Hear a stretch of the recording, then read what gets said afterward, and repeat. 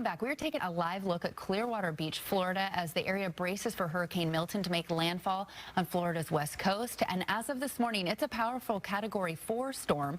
We are seeing winds upwards of 145 miles an hour. While it's expected to weaken at landfall, officials say, though, this could be a once-in-a-century storm for the area.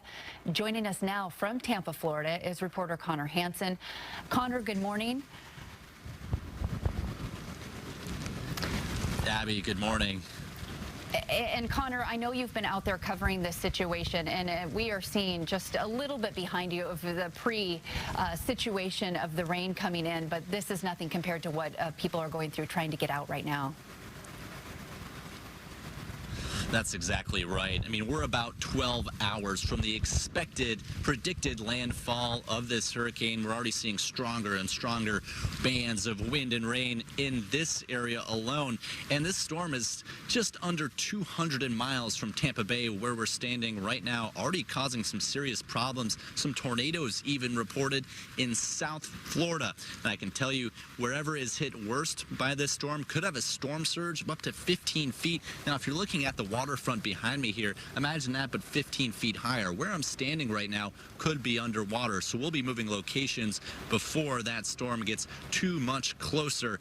But people are bracing potentially for the worst, especially just 2 weeks after Hurricane Helene passed by, caused flooding, ruined people's homes in this area. The ground is still saturated, and there's still debris that could fly around when hurricane-force winds come here again. Yeah, Connor, I know a lot of Floridians are used to hurricanes, tropical storms, and depressions coming through, but what have you been seeing in the last 24 hours? Are they making their final preparations? Are they frantic? I know the freeways are just packed and gas is falling short there in some areas. At this point in the day, officials are hoping people already either left or have those things figured out on Eastern time here. Basically, they were hoping people who needed to evacuate would do that yesterday or by this morning, especially some of the people out by Clearwater, like you mentioned earlier. Some of those barrier islands, they're telling people you need to leave because during that storm, first responders aren't going to be able to get to them. So if you're in one of those evacuation zones, you're hopefully out of here by now. We heard about those busy evacuation routes, some people even having trouble finding gas. We now know the Florida Highway Patrol is going to be escorting fuel trucks to some of those gas stations along that busy route, hopefully alleviating that issue a little bit.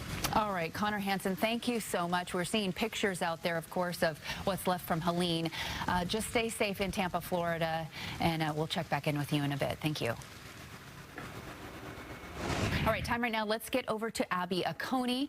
Abby, you are tracking the very latest of Hurricane Milton. And just where is that storm right now, and what can we expect with this? A Category 4 is still pretty big. Yeah, it's a very monstrous, powerful Category 4 at that, making landfall after midnight tonight.